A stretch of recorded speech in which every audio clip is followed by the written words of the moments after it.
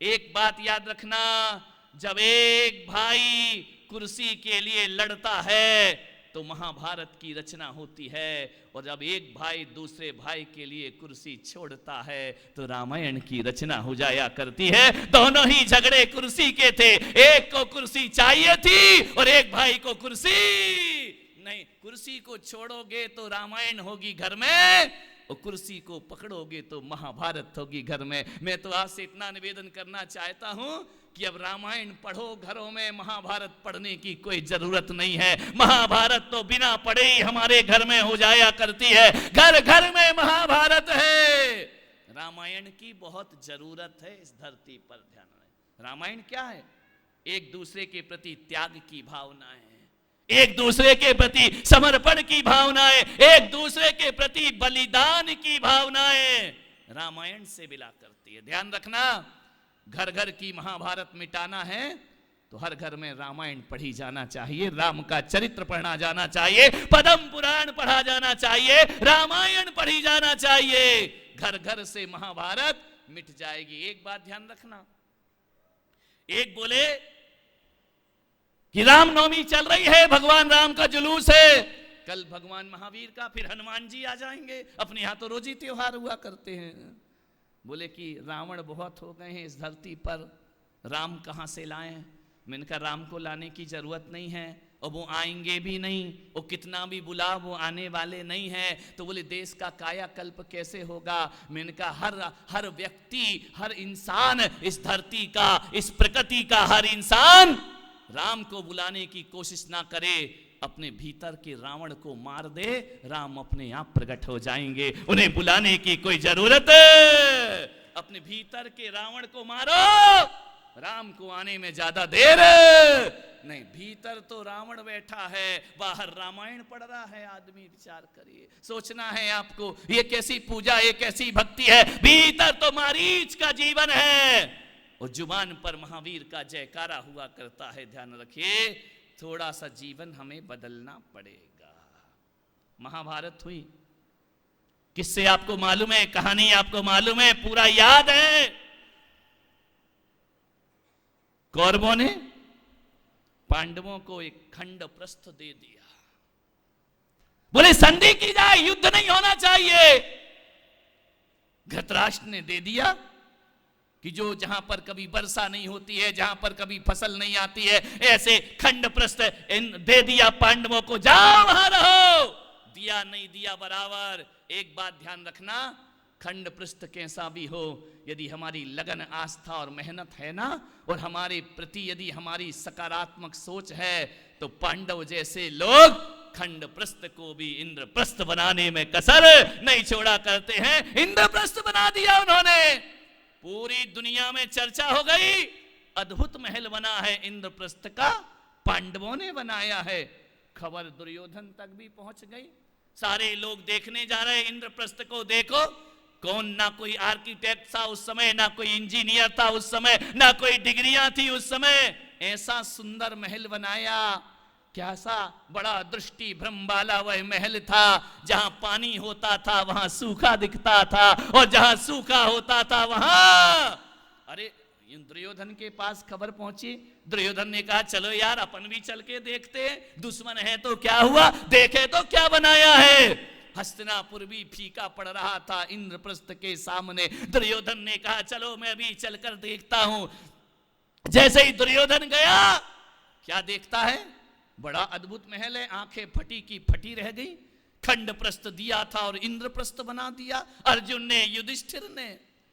दुर्योधन ने जैसे ही प्रवेश किया, जहां सूखा दिख रहा था वहां पानी था, और जहां पानी था वहां, अब दुर्योधन सोचा यार यहाँ पानी वानी तो है नहीं, पहले गया तो पानी दिखा, तो उसने बड़ी धोती को संभाल करके चला कि मेरी धोती गीली नहीं हो जाए। देखा वो तो सूखा है, और आगे बढ़े, बोले अब सूखा है अब धोती क्या संभालना।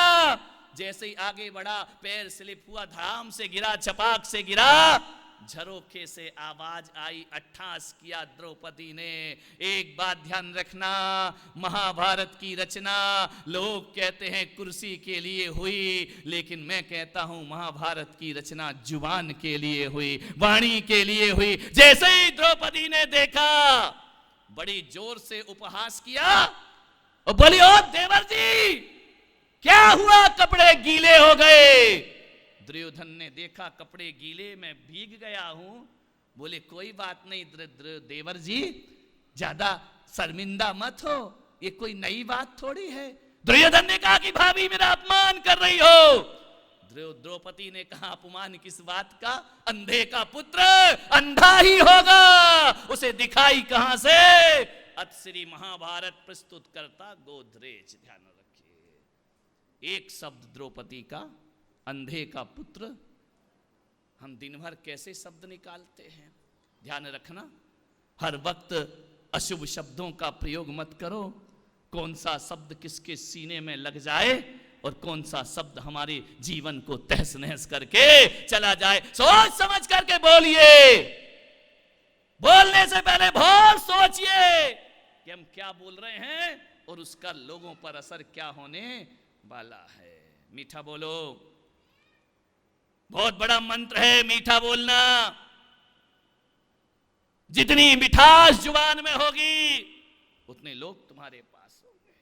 मान विचार करिए, कभी तुमने वो देखा है, एक बंदर होता है ना, वो काले रंग का चिंपांजी, देखा, टीवी पे देखा होगा, डिस्कवरी में देखा होगा। आदमी जैसा चलता है, आदमी जैसा खाता है, आदमी जैसे हाथ मिला लेता है, आदमी जैसे गले मिल जाता है, सारे जीन्स उसके आदमी जैसे हैं, बस दो चीज उसके पास नहीं है। उस दो की वजह से वो बंदर बन गया, उन दो की वजह से तुम इंसान बन गए। बाकी सारी प्रतिक्रियाएं एक सी हैं, सारा जीवन एक सा है। वो बंदर किस लिए बना और तुम आदमी किस लिए बने, कि तुम्हारे पास दो चीज हैं, उसके पास दो चीज नहीं है। पहली चीज, वह आदमियों की तरह सोच नहीं सकता, और दूसरा, वह आदमियों की तरह बोल नहीं सकता है। ध्यान रखना, यदि वो बोलना नहीं जानता है, इस वजह से वह बंदर बन गया, और तुम्हें बोलना आता है इसलिए तुम इंसान बन गए। और मैं आपसे निवेदन करना चाह रहा हूं बड़ी विनम्रता पूर्वक, और यदि मनुष्य होकर भी ये दो चीज तुम्हारे अंदर नहीं आई तो तुम शकल से तो इंसान हो लेकिन अकल से बंदर ही नजर आओगे। ध्यान रखना, केवल दो चीजें हैं। 98% चिंपांजी और मनुष्य में कोई अंतर नहीं है, केवल दो चीजों का अंतर है, सोचने का और बोलने का। सोचना है, जो आदमी ढंग से बोल नहीं सकता है वो अगले जन्म में क्या बनने की तैयारी कर रहा है। ध्यान रखना, वो बंदर बनने। लोग कहते हैं कि बंदर का विकास है आदमी, मैं कहता हूं कि बंदर का विकास नहीं है, जो आदमी बोल नहीं सकता ये आदमी का विकास है कि वह बंदर बनकर के जिंदगी गुजार देता है। मान्यवर, दो चीजें हैं बस। एक बात बताऊं, अभी मुझे बताया गया, मैं संचेती जी के परिवार में रुका, लोगों ने बड़ी तारीफ की कि महाराज इनकी दुकान वो दुकान है कि दुकान खुलने से पहले 150 लोग उनकी दुकान पे खड़े रहते हैं। उन्होंने बताया कि ऐसा उनका व्यापार है कि उनके यहां से यदि कोई सामान ना जाए, दूसरी दुकान से जाए, तो नासिक की महिलाएं कह देती हैं कि उनकी दुकान का नहीं, ये कहीं और का माल आया है। ध्यान रखिए, ये गुडविल बनाई है उन्होंने, ये अपना जीवन बनाया है उन्होंने। मान्यवर, मैं निवेदन करना चाहता हूं बड़ी विनम्रता के साथ आपसे, एक दुकान, दो दुकानें आजू बाजू लगी हैं, एक की दुकान बहुत चलती है, दूसरे की दुकान नहीं चला करती है। आदमी अपनी किस्मत को कोसता है कि मेरे भाग्य में पैसा नहीं है, मेरे पुण्य का उदय नहीं है।